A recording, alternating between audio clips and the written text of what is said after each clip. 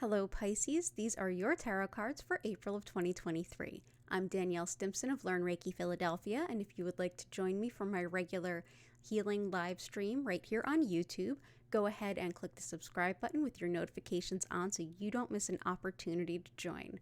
If you'd like to learn more about my live online Reiki certification courses, crystal shop, one-on-one tarot readings, or distance Reiki, go ahead and visit learnreikiphiladelphia.com or check out the links in the description. So without any further ado, let's see what the month has in store for you. Okay, Pisces, so you have a really beautiful challenge this month to do things that are really near and dear to your heart. So the focus of the month is Queen of Pentacles. This is all about things in the nurturing things in the physical world. So that's things like resources, finances, roof over your head, the basic needs, the stuff that you need. And this is about making those things bigger and making them more solid. How are you entering the month? Not great. This is this is feeling overburdened. The 10 of Wands is a woman carrying way too much, walking off on her own, and she's to the point where she's carrying so much on her back that she's dropping things that are meaningful to her. And what's falling are these pictures and images of the life that she wants to have, the people in it, the things that are most important. So it's feeling overburdened and overwhelmed. What's the challenge for this month? The challenge is going to be making stuff happen. This is a major arcana card. This is the biggest card in your reading this month. It's the only major arcana. Minor arcana are the mundane cards, how we show up, how we feel day to day. The major arcana are like the big spiritual, potentially karmic type elements that we have a lot less control over. While the Magician is in the challenge, this is an opportunity for you to stand there with everything that you have and make something happen that is of the utmost importance. And especially seeing as how you're entering the month with this heavy backpack and you feel like things are just getting dropped because you just can't carry everything.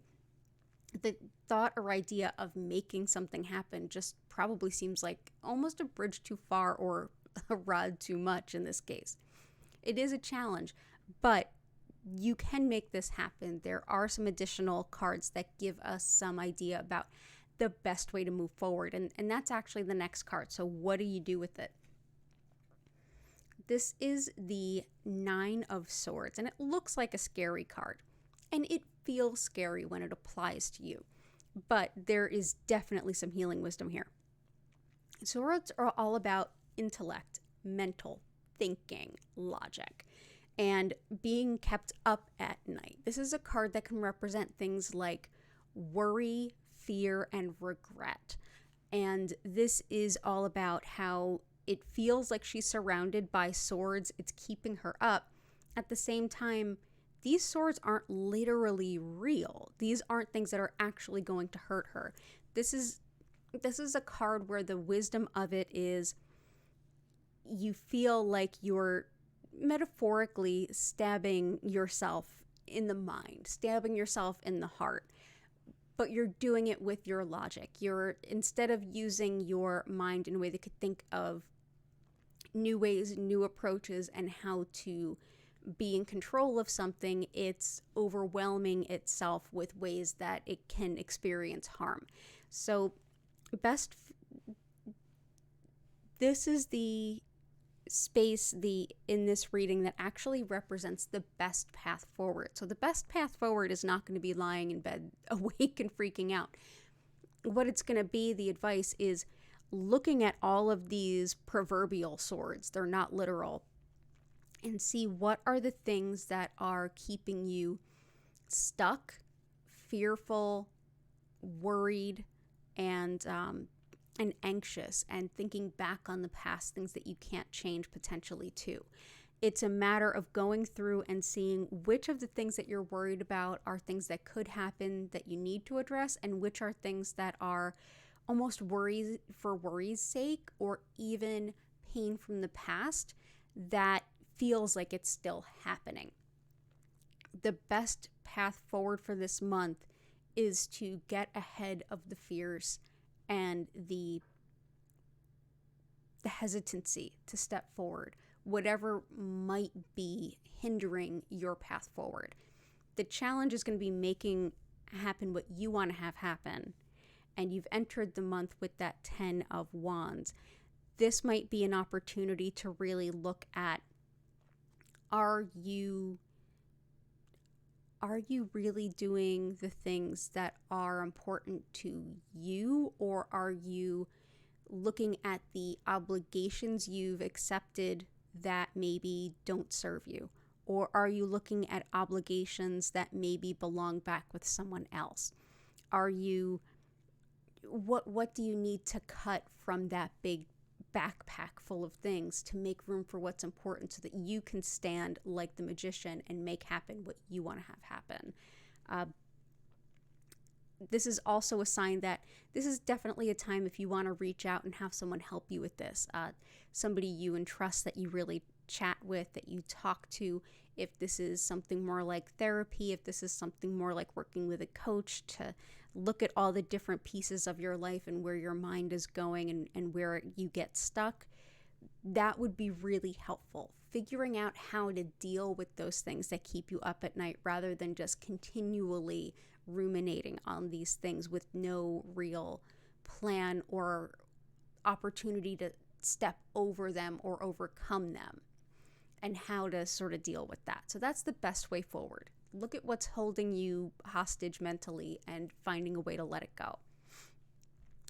The last card of the reading is actually really beautiful, and it is the Whispers from Your Guides, which is exactly what it sounds like. If your guides could tell you anything, what would it be? And what they're basically saying is, rather than being in that 9 of Swords where you were waking up worried and upset, you can let a few of those things go and maybe move forward of your own volition. Maybe move in the direction of calmer things that really serve you better. The 6 of Swords is, in most cases, a woman, and in this deck, the Steampunk Tarot, which is very female forward too. This is a somewhat of a hot air plane, but this woman here is in the back, and she's telling the pilot where to steer her. The swords are here. This is the traditional imagery would be of a woman in a canoe being rowed with her 6 swords. And she's going into smoother waters. This is a card of taking what matters to you, what serves you, and going somewhere that serves you better, someplace that is, you are deciding where you are taken to. You are probably getting help along the way, but you are the one deciding where you're going, what you're doing, and what your ultimate plans are. So this month is all about feeling just overburdened, overwhelmed. Something's got to give. This is a good time to start to figure out, the challenge. How do you make happen what you want to make happen? And what mental swords do we need to leave behind, and how, so that you can step into a life where you are steering ahead. You are the one deciding where to go, how to get there, what's important.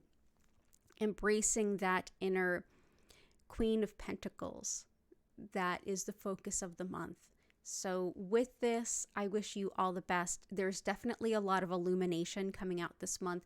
It's definitely a good time to reach out to the people, places, and things that matter most to you and start to figure out how to restructure things, what to let go of so that you can live a life more free and your own. So Pisces, I wish you all the best. I definitely recommend checking out the videos for your sun, moon, and rising signs if you happen to know all 3.